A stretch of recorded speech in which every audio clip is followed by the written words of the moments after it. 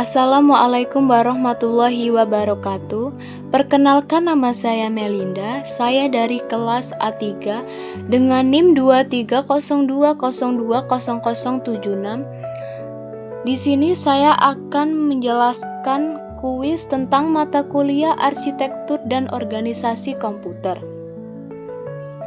Oke, dari pertanyaannya, analisasi perform multiprosesor, sebuah laboratorium penelitian menggunakan komputer dengan prosesor multicore untuk menjalankan simulasi ilmiah. Namun, mereka menemukan bahwa tidak semua core digunakan secara optimal, menyebabkan perform sistem kurang efisien. Pertanyaannya, yang satu, apa penyebab utama ketidakefisien penggunaan core pada sistem multiprosesor? Yang kedua, jelaskan peran task scheduling dalam memaksimalkan penggunaan semua core. Yang ketiga, apa kelebihan dan kekurangan penggunaan shared memory dibandingkan distributed memory dalam sistem ini? Yang keempat, jika Anda diberi anggaran untuk meningkatkan perform sistem, apakah Anda akan menambah jumlah core atau meningkatkan kecepatan clock? Berikan analisis komprehensif. Oke, saya akan menjawabnya. Yang nomor 1, apa penyebab utama ketidakefisien penggunaan core pada sistem multiprosesor? Yang pertama, ada ketidakseimbangan beban kerja. Apa itu? Taski tidak dibagi secara merata di antara core sehingga beberapa core bekerja lebih keras sementara yang lain menganggur. Yang kedua, overhand komunikasi antara core, yaitu jika aplikasi memerlukan sinkrosis intersif atau pertukaran data antara core, waktu tunggu dapat meningkat. Yang ketiga, aplikasi tidak dirancang untuk paralelisme. Banyak aplikasi tidak dioptimalkan untuk memanfaatkan core secara maksimal, baik karena algoritma yang tidak paralel atau implementasi yang buruk. Yang keempat, ada batasan memori, yaitu kontensi pada shared memory atau bandwidth memori dapat membatasi kemampuan core untuk bekerja secara simultan. Yang kelima, input-output bottleneck. Jika aplikasi bergantung pada input-output atau yang lambat, core mungkin berhenti saat menunggu data tersedia. Jawaban kedua,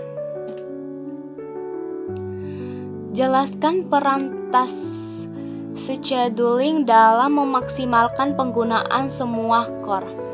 Penjelasannya, task scheduling adalah proses mengalokasikan tugas-tugas ke core-core yang tersedia untuk memaksimalkan efisiensi. Adapun peran-perannya, yang pertama itu ada distribusi beban kerja yang merata, yaitu scheduling membagi tugas agar semua core mendapat jumlah pekerjaan yang seimbang. Yang kedua, ada minimalkan waktu idle atau scheduler memastikan tidak ada core yang menganggur tanpa pekerjaan jika masih ada tugas yang harus diselesaikan. Yang ketiga, ada pengolahan dependensi, yaitu scheduler mengatur urutan eksekusi tugas agar dependensi antara task tidak menyebabkan keterlambatan. Yang keempat, pengurangan overhand komunikasi, yaitu dengan menjadwalkan tugas-tugas terkait pada core-core yang berdekatan, latensi komunikasi antara core dapat diminimalkan. Yang ketiga, apa kelebihan dan kekurangan shared memory dibandingkan distributed memory dalam sistem ini? Oke, Kita jelaskan dulu di shared memory. Kelebihannya ada akses data lebih cepat karena semua core berbagi memori yang sama. Adapun kekurangannya, potensi memori meningkat saat banyak core mencoba mengakses memori yang sama. Yang kedua, kita jelaskan di distributed memory. Adapun kelebihannya, yaitu skalabilitas lebih baik untuk sistem besar.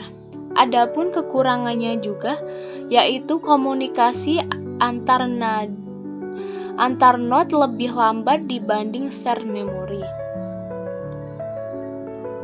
Yang keempat, meningkatkan perform sistem, apakah menambah jumlah core atau meningkatkan kecepatan clock.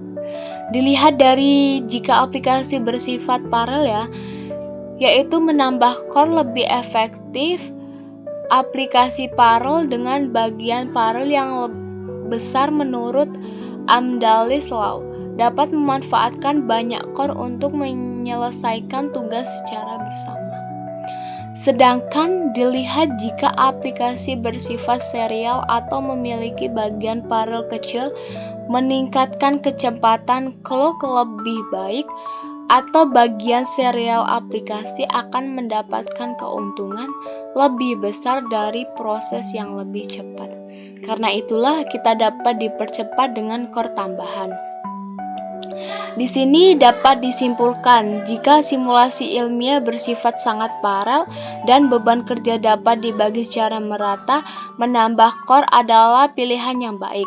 Yang kedua, jika simulasi memiliki batasan paralelisme atau sering terhambat oleh tugas serial, meningkatkan kecepatan clock lebih dianjurkan.